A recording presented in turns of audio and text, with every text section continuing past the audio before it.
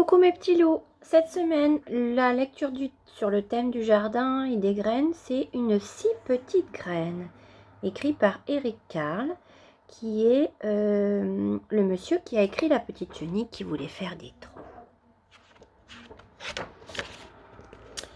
C'est l'automne, le vent souffle, il soulève les graines de fleurs au-dessus du sol et les emporte.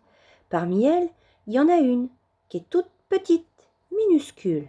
Est-ce qu'elle parviendra à suivre les autres? Et d'ailleurs, où vont-elles toutes ces graines?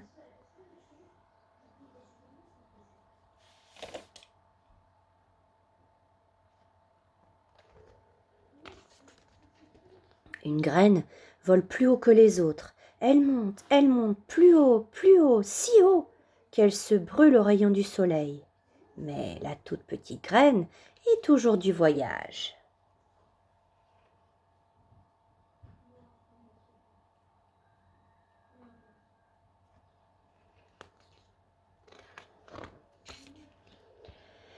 Une graine atterrit au sommet d'une montagne, couverte de glace.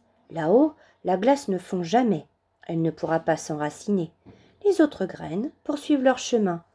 Mais la plus petite est un peu à la traîne.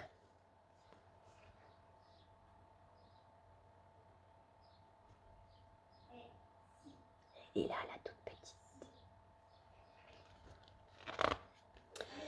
Les graines traversent l'océan. Une graine tombe à l'eau et coule. Emportée par le vent, les autres continuent. Mais la plus petite ne vole pas aussi haut qu'elle.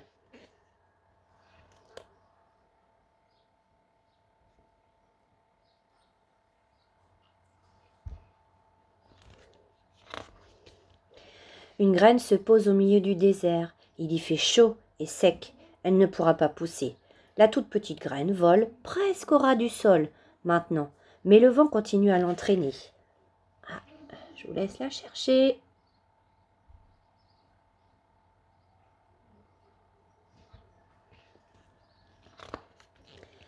Soudain, le vent cesse de souffler et les graines tombent doucement sur le sol. Un oiseau arrive et picore une graine, mais pas la toute petite. À vous de la chercher.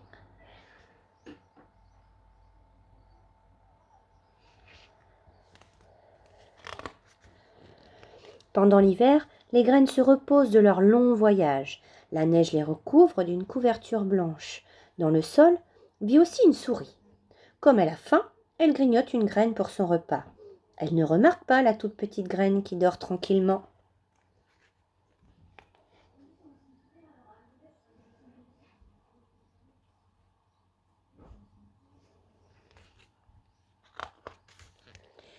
Puis, le printemps arrive.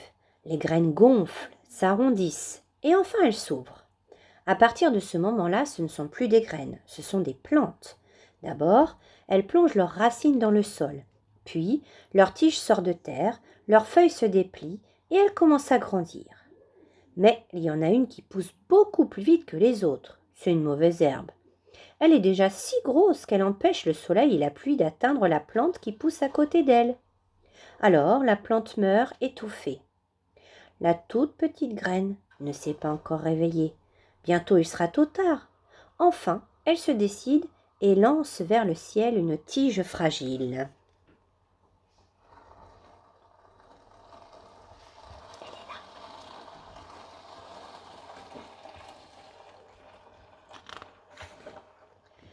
Le retour du soleil invite les enfants à reprendre leur jeu au jardin.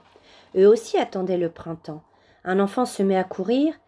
Il n'a pas vu les jeunes plantes. Et oh, il en a cassé une. Celle-là ne grandira plus.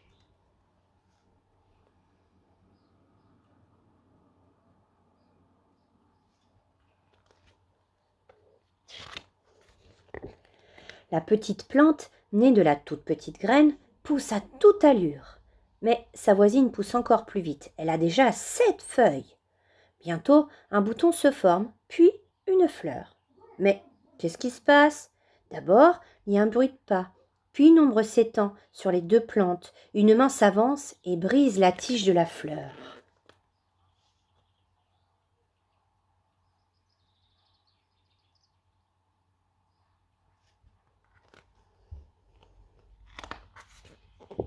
Un garçon l'accueillit pour son ami.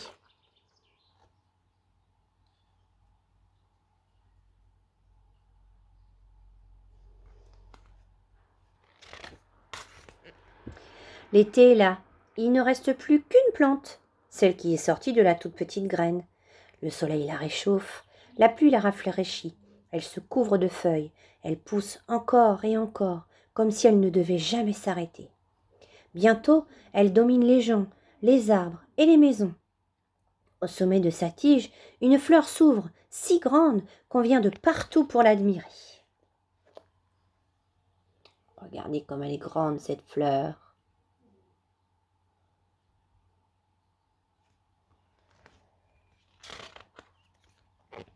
Tout au long de l'été, oiseaux, abeilles et papillons s'empressent autour d'elle. Ils n'ont jamais rien vu d'aussi beau que la fleur géante.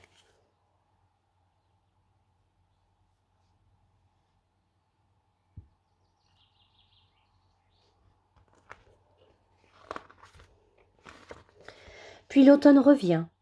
Les jours raccourcissent, les soirées rafraîchissent, et le vent, en soufflant, arrache les petites feuilles jaunes et rouges. Des pétales se détachent de la fleur et se mêlent au balai tourbillonnant des feuilles.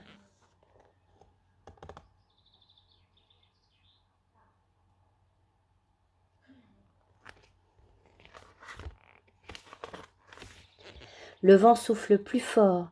La fleur, qui a perdu presque tous ses pétales, se courbe et penche sur sa tige. Le vent souffle encore plus fort. Il secoue la fleur encore et encore. Alors, du cœur de la fleur, un tas de petites graines se détachent, que le vent emporte aussitôt.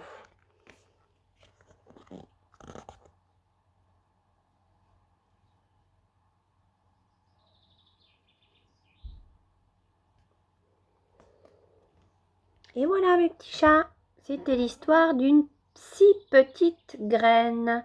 Bisous bisous mes chéris.